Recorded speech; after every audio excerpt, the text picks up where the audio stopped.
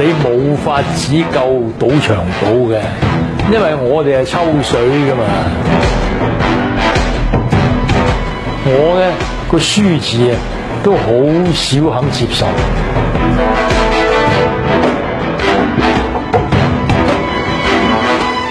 我一生人咧唔聽個 no 字嘅，一定要搞到 yes 為止。何鴻燊出生於香港顯赫有名嘅何東家族，係何東細佬何福嘅孫。何鴻燊喺屋企排行第9，佢爸爸何世光係商人，但係後嚟因為投資失誤而破產。何鴻燊亦都因為咁一夜之間由闊少變成窮小子。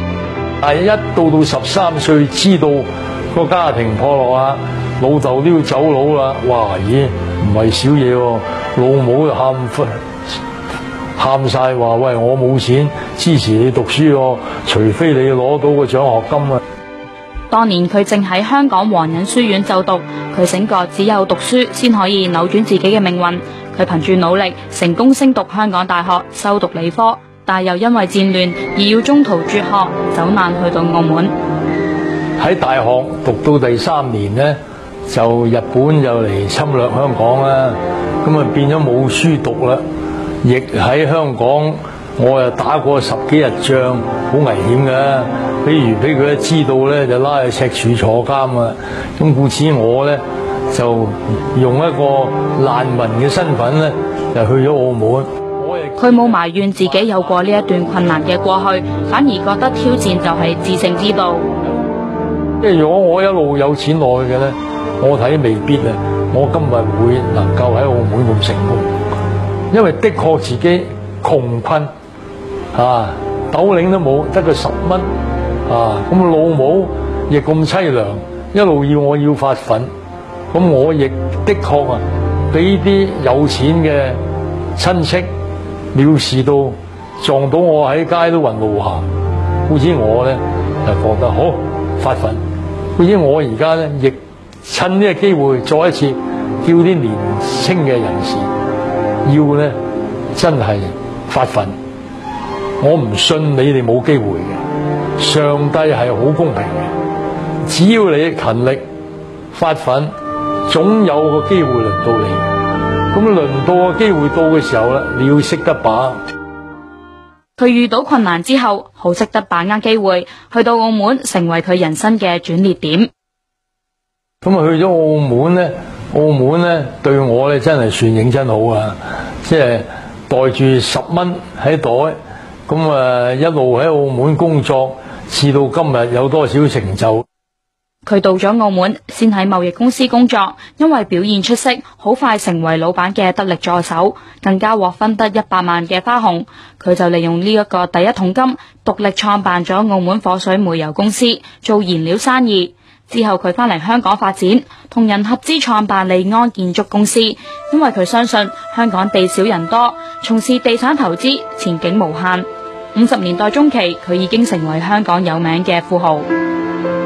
1961年，何鴻燊嘅事業繼續扶搖直上，佢同霍英東、葉漢、葉德利等人創辦澳門旅遊娛樂有限公司，即係澳娛，更投得澳門嘅博彩專利權，建成葡京大酒店。更加自此開始喺澳門壟斷式經營賭場。外人見到佢風光，但係佢話呢一切得嚟並唔容易。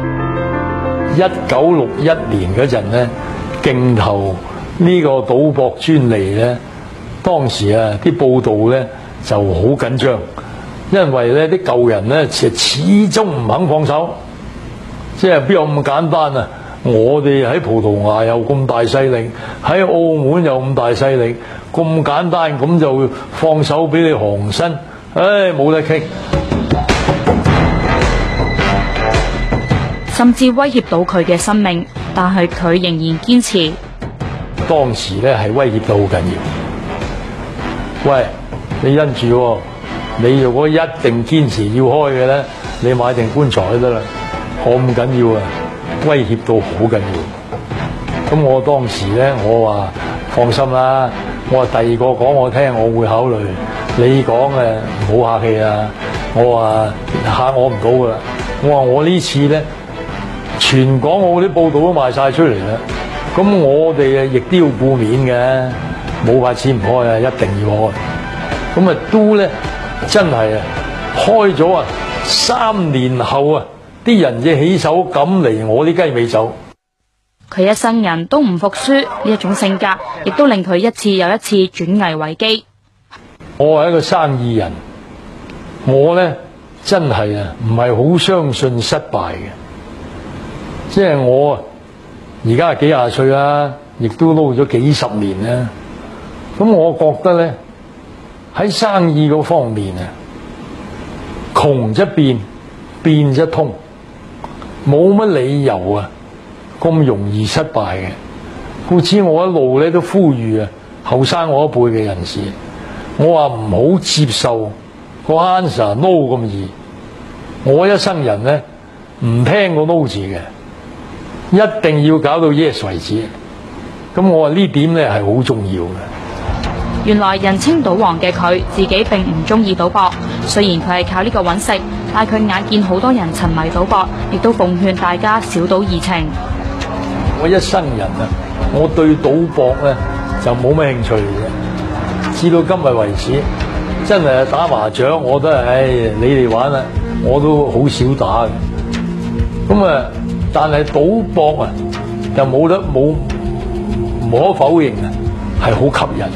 即係我一向都勸人哋啊，喂，賭博嘅當係一種玩耍係娛樂，但係千祈唔好咧過分賭，因為你咧過分賭咧未必有得贏嘅，因為我係抽水嘅，但係啲人唔聽嘅，唔得，我要贏新歌。長達40年嘅壟斷，令到何鴻燊累積唔少嘅財富。有咁多困難，而家卒之咧都可以達到我多少成就，又可以啊一即係兌現我嘅承諾。何鴻燊曾經承諾過，當自己有能力嘅時候，要為社會盡一分力，取之社會，用之社會。佢係出名嘅公益慈善家。由01年起，佢開始賀禮捐公益，將自己生日所收到嘅賀禮捐俾有需要嘅人。除咗公益慈善之外，佢亦都參與城市嘅建設。喺澳門，佢積極參加多項嘅基建。我哋喺基建嗰方面咧，港澳碼頭又係我哋起嘅。呢個機場娛樂公司啊，差唔多佔40%。其他嘅大基建，例如文化中心，起咗10億元，我哋娛樂公司佔一半。佢嘅付出亦都為佢贏得唔少嘅榮譽。澳葡政府就曾經以佢嘅名命名一條道路，對佢嘅貢獻表示認同。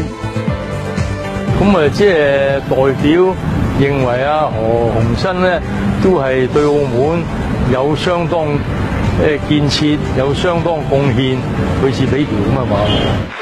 而成就何鴻燊傳奇嘅一生，佢話運氣嘅成分佔咗好少，亦都勉勵時下年青人努力至上，唔好心存僥倖。